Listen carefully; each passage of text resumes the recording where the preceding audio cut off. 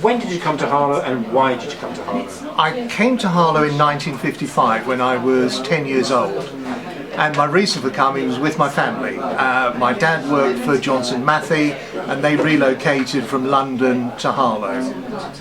So that's how I got here all those years ago. Okay, so let's take those first 10 years, for example. Where in London were you? I lived in Shepherd's Bush, 153 Beckler Road, in a shared house. The owners were a Mr. and Mrs. Slinger, and they lived upstairs, and we lived downstairs. There was one shared toilet, there was no bathroom, so it was the old galvanised bath in front of the fire, and that was it. That's what we had, and we all shared one bedroom. So there was my mum, dad, me, and a sister who was 7 years younger than me. So the image you evoke there is very much a post-war period thing. That's because you'll say, well, it was post-war. Yes. So, and where was your father working at this time? He was working for Johnson Matthey at that time, yes. So then you got the choice of coming out to Harlow. Yes. And so from 153 to where? Where in Harlow did you move to? Right, 101 Rycroft.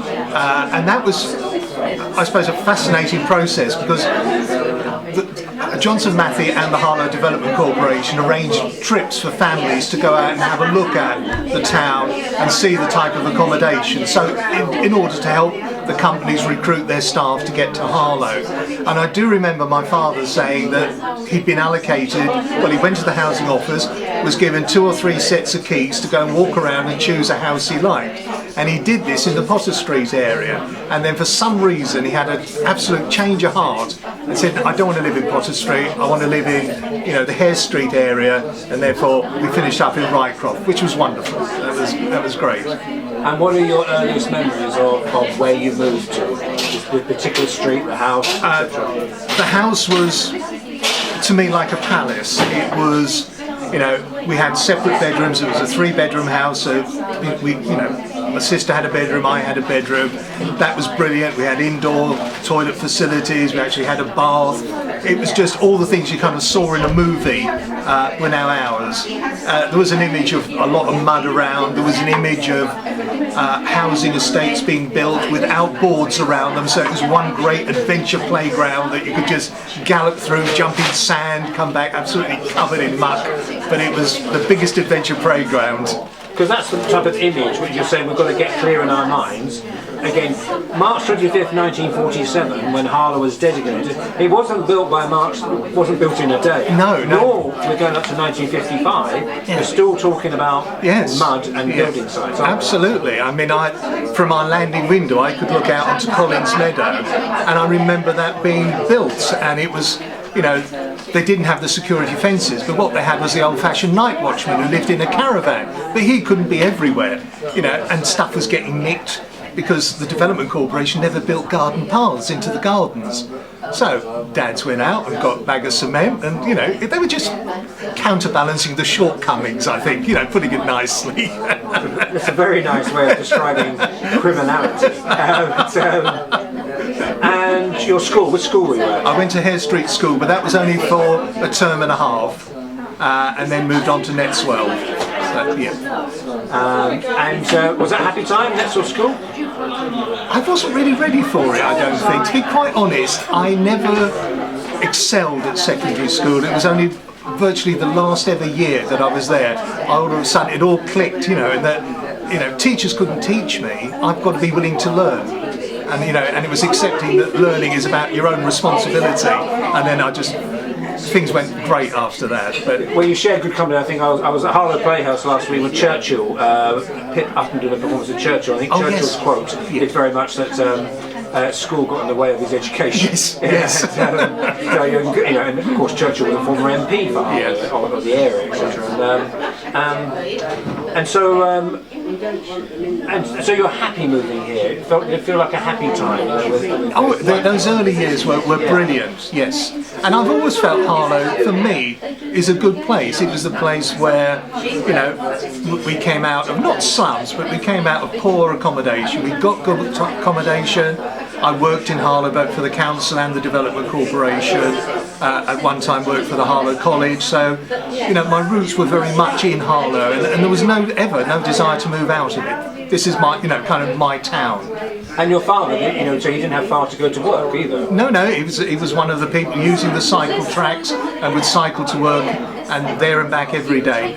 Didn't learn to drive a car, totally reliant on his bike and getting around the town that way. You've written down quite a lot there. Is there anything you want to bring out from your notes about your memories here? Well, I mean, there's lots of little things, like you say, what was the first day?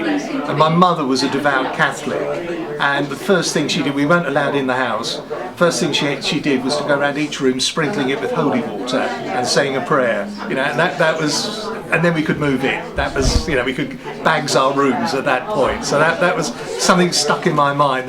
So what was her church? Which church did she go? Did she go to church? Yes, she did. She went originally to Fatima, and then from Fatima, St Thomas More's Church was founded, and that was her church virtually till her dying day. That was, And the church was an important part of the community, wasn't it? Yes, and I mean, when Thomas More's Church was being built, it's not the structure you see now. There was a wooden church built, and the congregation, the parishioners, built that church themselves.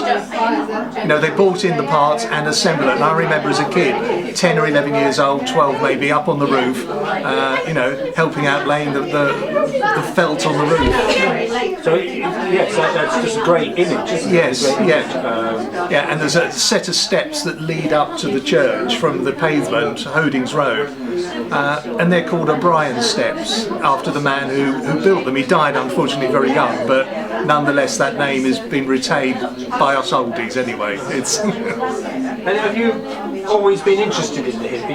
You've lived here since '55. Always been interested in the history of the town. I have. I mean, I did work outside of the town for 25 years, but I never moved out of the town, and that's because I was working outside, working in London. I missed a lot of things during that period, but I'm now retired, and so I'm trying to catch up on my knowledge again, and popping into the museum asking awkward questions. There's a few of them. And have you found that? I mean, have you found it interesting learning different things about the town? Yeah, and finding little things and having conversations. I mean, we were talking about Saturday and Stan Newman's giving his talk at the museum, and because it was the day the town was designated, I suggested to a quiz team that I belong to that we actually hold a birthday party for Harlow. And 1947, it was exactly the right day, it was on a Saturday, and I did say that what we needed to do was go back to 1947. So you're not going to get any flash food out of me. It's going to be vegetable stew, because there was a meat rationing. If you're going to have meat, it's either going to be spam or corned beef. And then we had David Devine gave a short talk about Harlow. Then we had a 1947 quiz. Then we had our desserts, which was spotted dick with powdered custard, not your instant stuff. So we tried to recreate it, and then we saw some of the old Pathé News movie reels and stuff like that. But that sparked off memories by other people in the room, like the people from Potter Street. Whatever happened to our traction engine? Where did that go? Or whatever. And that's a very good question, isn't it? And it's almost like a detective thing. Yes. I found that as we're talking here. It is like, and that's a good question, which now you've mentioned it, we're trying to follow up, and that's, yes, it's almost like the dismantling of history, but can we find it again? Archaeology isn't just underneath the ground. No. It moves sideways or it gets dismantled. And going back to that first day, one of the things that I think my mum just wanted us out the way, so she said, go to the shops and get me something, whatever it was. None of us knew where the shops were. We'd just been, ported, dropped, and so my sister and I, was only 3, we staggered off to find the shops. And of course, the hatches weren't built at that time. Slacksbury Hatch wasn't built. But there were 4 shops at the back of what is now Slacksbury Hatch. And those 4 shops were in garages. So there were 4 garages and they were operating as shops. And on the end wall, and I can't remember exactly what the words were now, it was like papers, drinks, cigarettes. And when I spotted that, I knew those were the shops. But those words are still there. 62 years later, it's painted on the wall of the garage. Living history, yeah. Has it, I guess it's a bit of a trite question, it's changed, hasn't it? Yes. It's changed, it's different, or, Well, I mean, it's changed visually because of right to buy and people being able to personalise their own property. Because in the days when the Development Corporation was in its infancy, you couldn't do anything. You couldn't change the paint on your door, you couldn't change the colour. It had to be as it was architecturally perceived right from the very beginning. So you could look at estates and you think that's how the architect wanted them to be. So there's that huge change of individualism that's gone on around the town by people putting their own mark on property, and that's lost some of the town's image in a way. And I think the town, like every town, goes through its ups and downs. It's parts of it are looking very worn now, but other parts are coming up again. So there's I'm into the end of my third month in this why people came to Harlow, but it's people that made this town, isn't it? Yes. Whether you're talking about Sir Frederick Gibbard, but then you've got to credit a lot of other people, yes. whether it's Dame Sylvia Crowe for the Harlow Town Park. Yes. Indeed, I was interviewing Donald Anderson, the former leader of the council. It's the people throughout a whole 70-year period, isn't it? Yes, oh absolutely. I mean, I probably spoke more about the architecture, but it is people running right the way through it. You know, the ability, you can walk through London or boroughs of London, streets of London, maybe not see anybody you know. Harlow, you walk up to the High or something, you meet people. Look at all the friends here we've got, you know, and it's each group that you go to or belong to, there are people there. And the neighbourhoods were very strong right in the early years. You knew your neighbours. Yeah. But you've enjoyed writing about the memories and looking back, and you'll continue. I mean, you won't just stop. Oh no, it will continue. It's something one of my sons wanted me to do, and I couldn't like go from year A to year whatever it is, you know.